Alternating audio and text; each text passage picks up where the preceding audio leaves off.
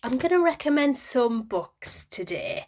Not the usual books that I recommend, maybe, not leadership books as such, but I think for people who are busy head teachers and you've come to a full stop now in the summer holiday, it's a great time to really look at ways to nurture yourself, to build your resilience, and most importantly, to give yourself credit for the emotional labour of the last year, because I know that it's been a really tough one for many people.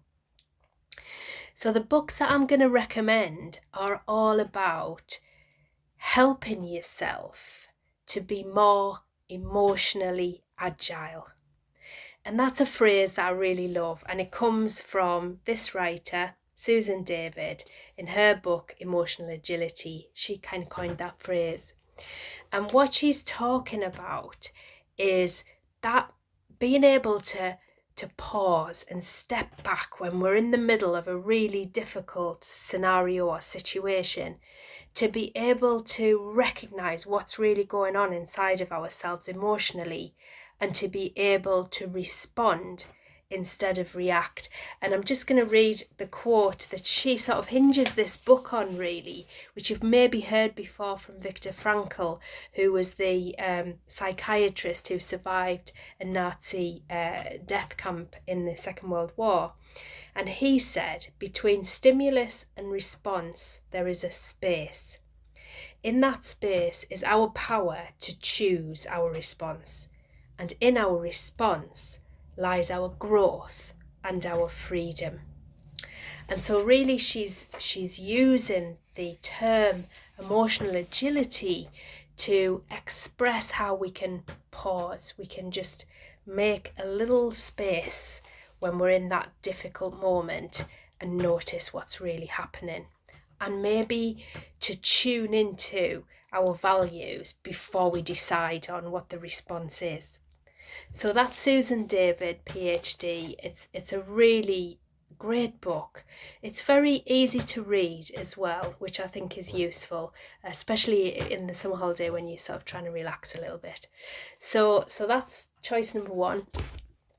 The second one kind of leads on from that, and this is by the wonderful Brené Brown, who I'm sure you've heard of before.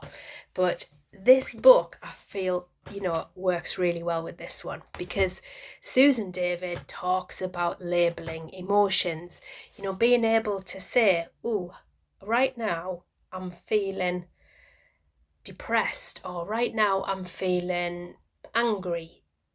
Being able to have some, what she calls, granularity about that. So to be able to speak in really some specific detail about what your feelings are. Now, if you're like me, you went through many years of leadership, rushing around and not really tuning into your emotions. And then it's really hard to actually name them because you're not used to looking at them that closely. And that's where I think this book comes in really well, because Brené Brown in this book is showing you what all the feelings are. And, sometimes there's certain feelings that we don't want to admit to, or we don't want to see in ourselves, and so we don't look at them that closely. But the chances are that they're there, or they've been there somewhere along the line. And that's what I love about this book, because she's really explaining how these emotions kind of come up in our lives and what effect they can really have on us. One of the, I think, really excellent sections of this book, which, it comes up a lot in coaching sessions, is perfectionism. And I think that Brené Brown, she talks about this in a way that I've not really heard anyone else speak about it, and it makes such a lot of sense. And she's got a lovely quote here. Perfectionism is a self-destructive and addictive belief system that fuels this primary thought. If I look perfect, live perfectly, work perfectly, and do everything perfectly, I can avoid or minimise the painful feelings of shame, judgment and blame. I feel like she's hitting the nail on the head with that. It's so apt, I feel. And many of us in educational leadership have perfectionist tendencies, and so it's really good to sort of be able to look at that and think about, you know, how we can make things a bit easier for ourselves. And that's what this is all about, really. It's about self-kindness, and it's about sort of giving ourselves a bit of a break, a bit of a breather. Summer holidays are a great time for that. So tuning into kindness leads me on to the next book choice here, which is Radical Compassion by Tara Brach. Now, Tara Brach is one of my all-time favourite people to listen to, read. She has an excellent website that's got loads of meditation practices on it that are so soothing, calming. This is a more spiritual choice, so if you're not into that sort of thing, maybe focus on the other two. But if you do like that sort of thing, then I think you'll love this. So this book is really all about a practice that you can do when you're in a difficult emotion. So you know, the emotional agility, you've labelled it, but you just can't move on from it. And so the practice that Tara Brach describes here, called the RAIN practice, is a really excellent way to help yourself move through.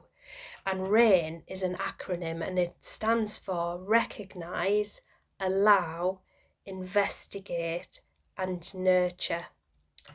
So the recognise step, you know, those first two book choices are about helping you to pinpoint the emotion. But when she talks about allowing, that's giving a bit of space and self-kindness to the emotional situation that you're in. Investigate is a very somatic kind of investigation, and by that I mean it's about how your body feels in a certain emotional state. So it may be a pain in your chest, or butterflies in your stomach, or a headache. So it's not about sort of overthinking and thinking it through. And then nurture is the final step, and that is really about offering kindness and love to yourself for the difficulties that you've encountered. And I think this is absolutely crucial for educational leaders, and in my work as a coach, it's a really key part of what I do, is trying to help people to be kinder to themselves. I hope that you enjoy exploring these book choices, and if you haven't got time to read the book, just check out these authors online, because they all provide really great content online that you can often, you know, access for free, or, you know, you can watch a video or listen to a podcast. So happy reading, listening, and if you'd like any help with all of this, then I am available for consultations through the summer holidays if you're feeling as though a bit of coaching would help you to build your resilience ahead of next year.